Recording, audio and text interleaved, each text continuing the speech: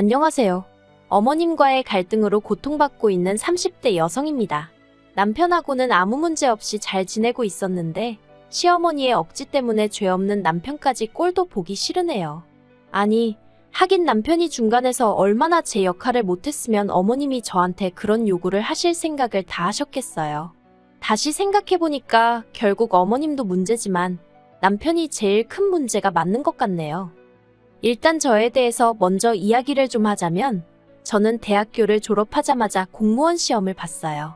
지금이야 공무원이란 직업이 인기가 시들해졌지만 그때는 그래도 정년까지 보장되고 장점이 많은 일자리로 여겨졌거든요. 그래서 저는 1년여간의 수험 생활 끝에 7급 공무원에 합격하였고 이후로 지금의 직장으로 이직하기 전까지 오로지 일만 하며 시간을 보냈습니다. 하지만 다른 동료들에 비해 제가 어리다 보니 솔직히 버티기가 쉽지 않았습니다. 다른 기관들은 어땠는지 그리고 지금은 또 어떻게 달라졌는지 모르겠지만 제가 다니던 곳은 텃세도 심했거든요. 제가 9급부터 차근차근 올라온 게 아니라 한 번에 7급에 합격해서 발령을 받아왔다는 사실 하나만으로 저를 미워하는 분들도 계셨습니다. 자격지심아니냐 공주병 아니냐 하실 수도 있지만 사내 정치질을 겪어보지 않은 사람은 절대로 그때 제가 느낀 비참함을 이해하지 못할 거예요. 아무튼 저는 결국 6년 동안 마음의 상처만 입은 것이 아니라 스트레스로 인해 탈모까지 겪게 되었고 더는 못 버티겠더라고요. 그래서 아는 선배의 소개로 지금의 직장으로 이직을 하게 되었습니다. 솔직히 공무원직이 박봉이긴 했어도 여러 가지 장점이 많은 일자리였기에 그 자리를 제 발로 걷어차고 나온다는 사실이 인정하기 쉽지 않았어요. 하지만 저부터 살고 봐야겠다 싶어서 아쉬워하는 친정부모님께도 죄송한 마음이 컸지만 나름 특단의 결정을 내렸네요. 그리고 이직한 회사에서 지금의 남편을 만나게 되었습니다. 정확히 말하자면 남편과 제가 같은 회사를 다닌 것은 아니고 남편은 제가 이직한 회사의 거래처 직원이었어요. 처음에는 일적으로 엮였고 워낙 이전 직장에서 사람들한테 크게 대었던지라 솔직히 저는 사적인 이야기는 조금도 나눌 생각이 없었거든요. 그런데 남편은 처음부터 제가 여자로 보였다면서 이리저리 열심히 들이대더라고요. 그렇게 한 1년을 밀당 아닌 밀당을 하다가 결국 죽은 사람 소원도 들어준다는데 산 사람 소원 한번 들어주자는 마음으로 데이트를 하게 되었습니다. 그리고 그 데이트를 계기로 저희는 급속도로 가까워져 연애를 시작했고요. 1년도 되지 않는 짧은 만남 끝에 바로 결혼까지 약속하게 되었지요. 하지만 이제 와서 말이지만 제가 결혼을 결심한 건 시부모님이 정말 좋은 분들이라고 생각했기 때문이에요. 솔직히 남편 하나만 놓고 말하자면 저도 좋아서 한 연애였지만 조건이 좋은 건 아니었거든요. 특히나 경제력만 두고 보자면 솔직히 저보다 조금 못한 상황이었어요. 물론 결혼을 결정하는 데 있어서 경제력이 전부는 아니겠지만 경제력을 제외한 다른 부분은 정말 거의 비슷비슷했기 때문에 하는 말입니다. 하지만 제가 어디다 대고 제 남편이 돈을 잘 버네 못 버네 그런 소리를 하겠어요? 솔직히 해봤자 제 입으로 제 남편이 저보다 못났다고 하는 것밖에 안 되는데 그러면 제 얼굴에 침 뱉기나 다름없잖아요. 그래서 주변 지인들은 물론이고 친정부모님께도 솔직히 남편에 대해서 조금 부풀려 말하기도 했습니다. 그리고 그렇게까지 하면서도 결혼을 결심한 거 처음에 말한 대로 시부모님들의 영향이 컸어요. 처음 시댁에 결혼 허락도 받고 인사도 드릴 겸 갔었는데 그때 시부모님이 보여주신 태도는 정말 인상적이었습니다. 사실 주변 지인들로부터 시집살이나 고부 갈등에 대해서 무시무시한 이야기를 워낙에 많이 들었던지라 기대는커녕 걱정이 태산 같았거든요. 그런데 그런 제 걱정은 기우에 불과했습니다. 시댁 현관을 들어서는 순간부터 어머님이 어찌나 저를 반겨주시던지 오히려 몸둘 바를 모르겠더라고요. 그리고 저를 보는 내내 시부모님의 얼굴에선 미소가 끊이질 않았습니다. 어머님이 말씀하시기를 당신은 늘 딸 같은 며느리를 보고 싶었는데 첫째랑은 그게 잘 안 되어서 참으로 섭섭하셨다는 거예요. 하지만 생글생글 웃는 저를 보고 있으니 저랑은 잘 지낼 수 있을 것 같다 하시면서 너무너무 기쁘다고 제 손을 꼭 잡아주셨지요. 그리고는 이 집에서 너는 손가락 하나도 까딱하지 말라고 하시는 게 아니겠어요? 그래서 제가 정말 좋은 어른들을 가족으로 맞이하게 되었다는 생각에 감사한 마음이 절로 들었고 앞으로 살면서 제가 정말 잘해야겠다는 다짐까지 했답니다. 시댁의 형편은 좋지 않았고 남편과 제가 한참 결혼 준비를 하던 와중에 아주버님의 이혼 소송이 마무리되었어요. 아주버님이 양육권을 가져오는 대신 위자료를 주게 된 상황이었는데 남편 말로는 그 위자료를 어머님이 내주시게 되었다더군요. 그때만 해도 그게 무슨 의미인지 이해하지 못했습니다. 단순하게 아주버님이 경제력이 없으신가, 당장 형편이 어려우신가 그래서 어머님이 빌려주시나 그 정도로만 생각한 제가 멍청했지요. 아무튼 그래서 어머님 아버님이 당장 저희 결혼에 보태줄 돈이 없다고 말씀하시더라고요. 대신 저희가 살다가 어려운 순간이 오면 그때는 잊지 않고 도와주시겠다고요. 그래서 알겠다 했습니다. 솔직히 저도 사람인데 전혀 기대가 없던 건 아니었거든요. 그렇다 보니 아무런 지원도 없을 거란 말에 실망을 하긴 했어요. 하지만 말씀이라도 언젠가 저희가 요청하면 그땐 꼭 해주시겠다 하셨으니 마음만이라도 감사하게 받자 생각하고 신경 쓰지 않으려고 했습니다. 그리고 다행히 친정어머니가 노후 대비로 가지고 계시던 오피스텔을 일단 저희가 집을 살 때까진 들어와서 살 수 있게 내주셨거든요. 오피스텔이긴 해도 방이 2개라서 둘이 사는데 어려움은 전혀 없어 보였고요. 그래서 감사한 마음으로 거기서 신혼살림을 시작했지요. 하지만 사람이 어떻게 그렇게 순식간에 달라질 수가 있는 건지 지인들이 말해준 여러 가지 시집살이가 제가 신혼여행을 다녀온 직후부터 하나씩 시작되더라고요. 그렇지만 저 괜찮았습니다. 그거 하나하나 여기다 적지도 못해요. 그랬다간 석 달하고도 열흘은 밤을 새워야 할 테니까요. 아무튼 어머님 아버님 편찮다고 하실 때마다 죽 써서 매일같이 찾아뵙고 심부름하고 알고 보니 병명도 없는 꾀병에 가까웠지만요. 그리고 이틀에 한 번씩 용건이 있건 없건 안부 전화드리고 어머님 아버님 생신상 차려드리고 이런 건 며느리라면 응당해야 하는 도리라고 생각했고 처음부터 어머님 아버님께는 잘하겠단 마음으로 결혼을 했기에 제 예상보다 더 고되고 더 어려웠어도 불만 같은 건 갖지 않으려고 했어요. 오히려 제 자신을 탓하는 날도 있었고요. 그런데 작년 12월 어머님 아버님 며느리 되고 처음 맞는 제 생일이었거든요. 그런데 두 분 다 축하한다는 말 한마디도 안 해주시더라고요. 처음엔 내가 말씀을 안 드렸나 싶었는데 생각해보니까 결혼 전엔 한번 같이 챙긴 적도 있어요.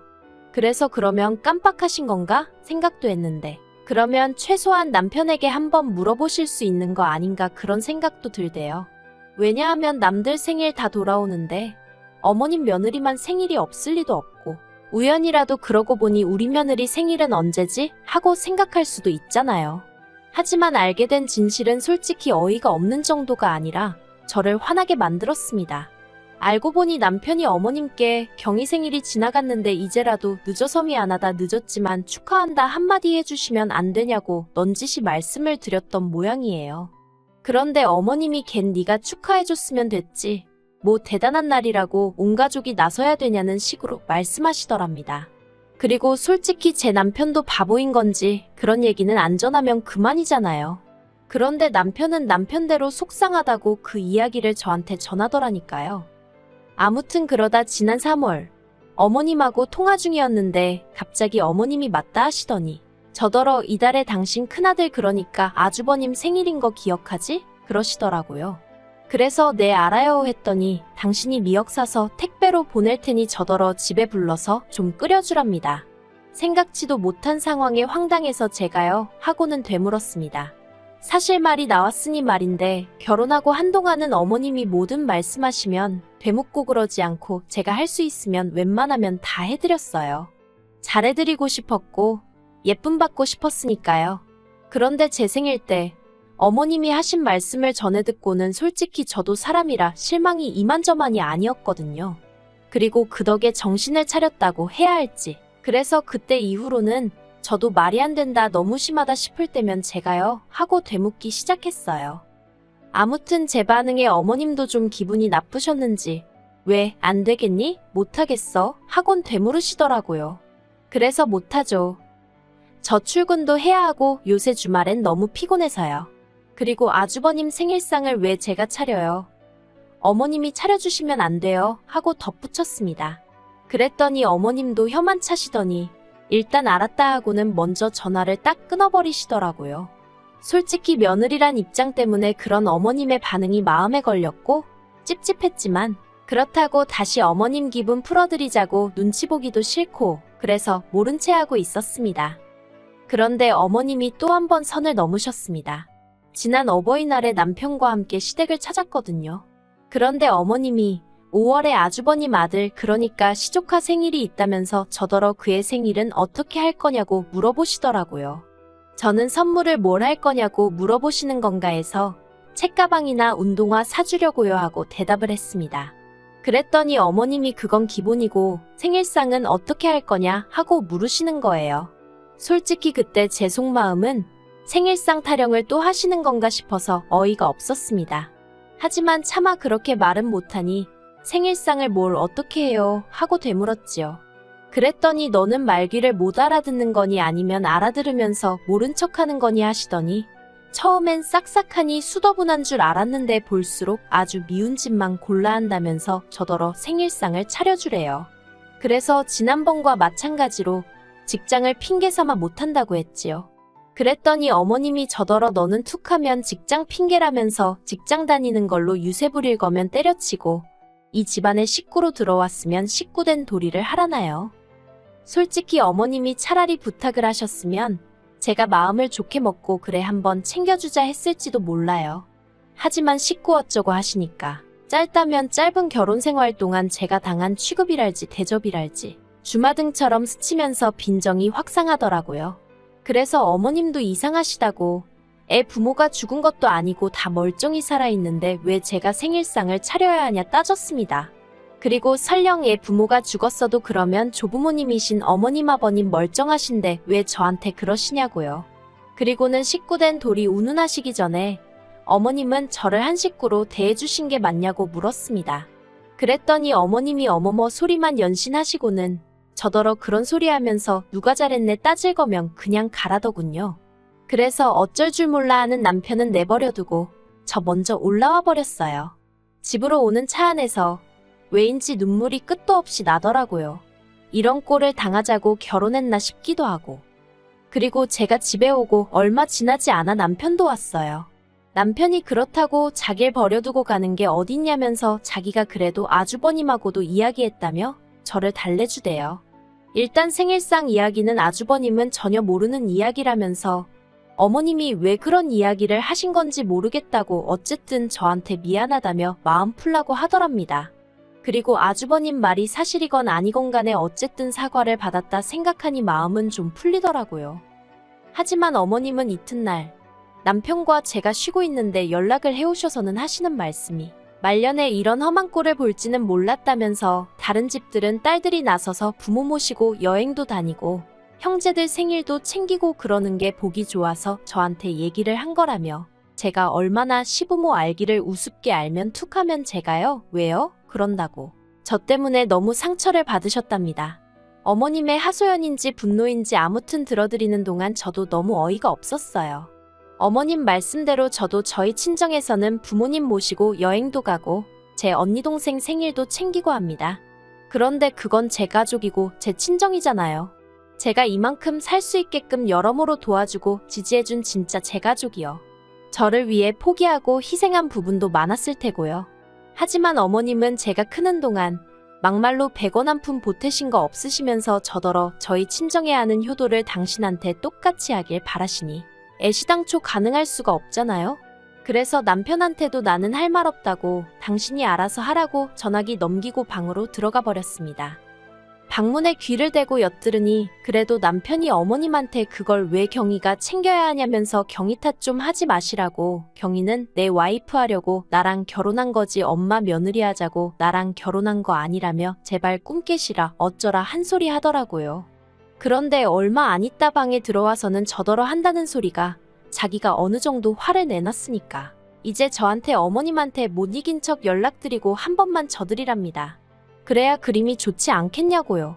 그런데 그 소리를 들으니까 솔직히 남편이 어머님한테 화낼 때만 하더라도 그래 남편이 저렇게 나를 위해 나서줬으니까 어머님이 나한테 하신 막말은 없던 일처럼 마음에 담아두지 말아야겠다 생각하던 찰나였거든요. 그런데 남편의 이중적인 모습에 눈물이 왈칵 나면서 제가 져드리긴 뭘 져드려야 하냐고 소리를 질렀어요. 그리고는 할 도리 다 하고 살았는데 초장부터 나한테 돌아오는 게 이런 것 뿐이니 앞으로 당신이랑 살아봤자 뻔할 뻔짜라고 이럴 바엔 지금이라도 헤어지자고 악을 썼네요. 그랬더니 남편이 그런 뜻이 아니었다며 금세 제 앞에서 싹싹 빌면서 어머님한테는 사과 안 해도 된다 화내지 말라며 저를 말리더라고요. 그래서 일단은 그날 이후로 서로 약속한 건 아니지만 어머님은 물론이고 시댁에 관한 이야기는 한마디도 안 하고 지내고 있어요. 그런데 언제까지 이렇게 지낼 수 있을지. 당장 다음 달엔 또 아버님 생신이거든요. 저야 당연히 모른 척하고 싶고 안 챙기고 싶은데 그랬다가 남편 가슴에 말은 안 해도 괜히 한처럼 맺히진 않을지 걱정도 되고 그렇네요. 회사야 그만두고 이직해버리면 그만이었는데 그래도 이렇게 법적으로 사회적으로 가족으로 묶여버리니까 여러 가지로 어렵고 힘이 듭니다. 그래도 일단은 남편이 바짝 엎드려서 제 눈치를 살피고 있으니 본인도 아버님 생신인 건 알고 있을 테니 남편이 어떻게 할지 지켜봐야겠어요.